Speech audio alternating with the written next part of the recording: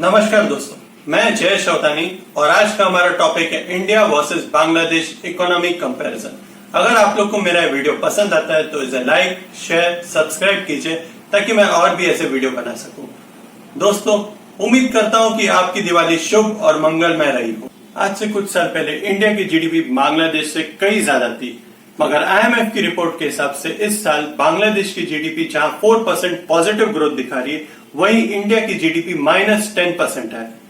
India जहां struggle कर रहा था demonetisation, GST introduction, bank fraud और आईएलएनएफएस क्राइसिस की वजह से, वहीं बांग्लादेश अपने इंडस्ट्री, एग्रीकल्चर और सर्विस सेक्टर को स्ट्रांग बना रहा था, जहां गारमेंट इंडस्ट्री उनका सबसे बड़ा बैकबोन रहा है और आज बांग्लादेश गारमेंट का सबसे बड़ा एक्सपोर्टर है चाइना के बाद। जीडीपी एक इंडिकेटर होता है जज करने के लिए कि उनकी इनकम और क्वालिटी ऑफ लाइफ कैसी है। कई और भी ऐसे फैक्टर है जो हमें कंसिडर करना चाहिए। चलिए देखते हैं हम बांग्लादेश से क्या सीख सकते हैं। इस चार्ट में प्रॉपर कंपैरिजन है इंडिया और बांग्लादेश के बीच में। जीडीपी के बारे में हम पहले ही बात कर चुके हैं। करंट अकाउंट डेफिसिट में जहां इंडिया है 19.8 बिलियन यूएस डॉलर, वहीं बांग्लादेश है 5 बिलियन यूएस डॉलर। तो बांग्लादेश यहाँ पे इंडिया से कई बेटर है। फीमेल लिटरेसी रेट, कितनी प्रतिशत औरतों को देश में पढ़ना लिखना आता है और जिन्होंने पहले 5 साल की प्राइमरी एजुकेशन कंप्लीट की है। 2018 की रिपोर्ट से इंडिया का है 48% और बांग्लादेश का है 54%। Life expectancy rate, on average कोई कंट्री में रहने वाले कितने एज तक जीते हैं। लाइफ एक्सपेक्टेंसी मेल और फीमेल का जहां इंडिया में 67 और 70 इयर्स, वहीं बांग्लादेश का है 71 और 74 इयर्स। इनफैंट मोर्टेलिटी रेट, कितने बच्चे पैदा होने के 1 साल में ही मर जाते हैं।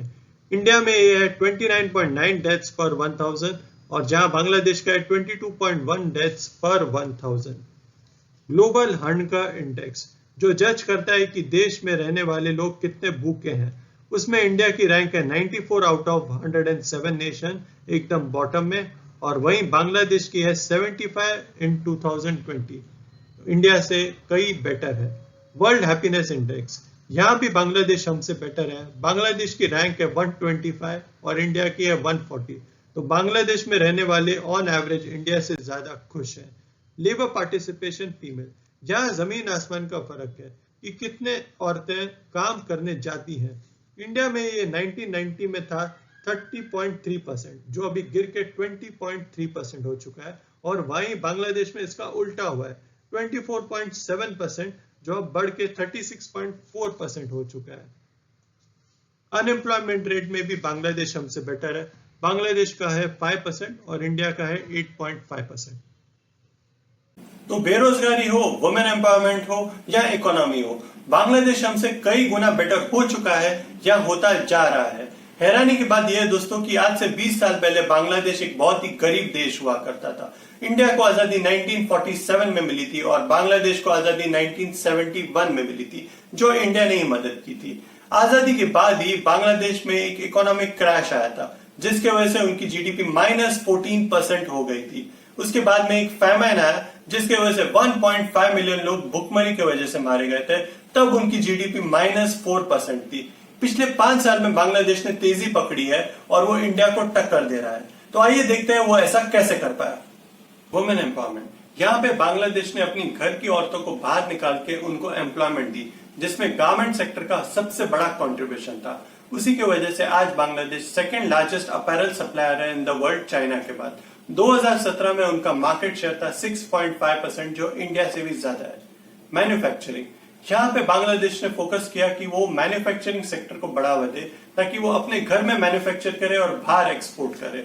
सर्विस और इंडस्ट्री सेक्टर सबसे बड़ा बैकबोन रहा उनकी इकोनॉमी को सप्लाई करने में, जहां पे बांग्लादेश का सर्विस सेक्टर में एम्प्लॉयमेंट का कंट्रीब्यूशन है 39.4%, वहीं पे इंडिया का कंट्रीब्यूशन है 31.5%, क्योंकि इंडिया में बहुत से लोग एग्रीकल्चर सेक्टर पे डिपेंडेंट है। तो दोस्तों, बांग्लादेश ने अपने बेसिक्स पे ध्यान दिया, health care, sanitisation, financial inclusion, women empowerment and politics. तो बांग्लादेश ने एग्रीकल्चर सेक्टर पे भी फोकस किया, जिससे वो सेल्फ सफिशिएंट रहे फूड प्रोडक्शन में। तो जब कोई देश बेसिक चीजों पे ध्यान देगा, जैसे एजुकेशन, हेल्थ सेक्टर, तो लोग जब पढ़े लिखे होंगे तो बच्चे भी कम पैदा करेंगे। हेल्थ सेक्टर स्ट्रांग होने की वजह से मोर्टेलिटी रेट भी कंट्रोल में रहेगा। अगला क्रेडिट हमें देना चाहिए Nobel prize winner Mohammad Yusuf को, जिन्होंने ग्रामीण बैंक का फॉर्म किया और जिसकी वजह से माइक्रो फाइनेंस में रेवोल्यूशन आया। स्मॉल टिकट के लोन दिए गए गरीब लोगों को, स्पेशली वुमेन को, जिसका इस्तेमाल उन्होंने छोटे छोटे बिजनेस सेटअप करने में लाया, जैसे फार्मिंग, पोल्ट्री, डेयरी, हैंडीक्राफ्ट। और दोस्तों, इन लोन का रीपेमेंट रेट रहा 99%। इसका श्रेय हमें उन एनजीओ को भी देना चाहिए जो अहम भूमिका निभाते हैं गरीबी को कम करने के लिए और इकोनॉमिक और सोशल अपॉर्चुनिटीज को बढ़ाने के लिए। बिना एनजीओ के कोई भी देश तरक्की नहीं कर सकता है। गवर्नमेंट अकेले गारंटी नहीं दे सकती डेवलपमेंट का। तो ये कुछ चीजें हैं जो बांग्लादेश ने की है, जिससे उनकी इकोनॉमी में काफी सुधार आया है। अगर आप लोग को मेरा ये वीडियो पसंद आता है तो इसे जरूर शेयर कीजिए। धन्यवाद।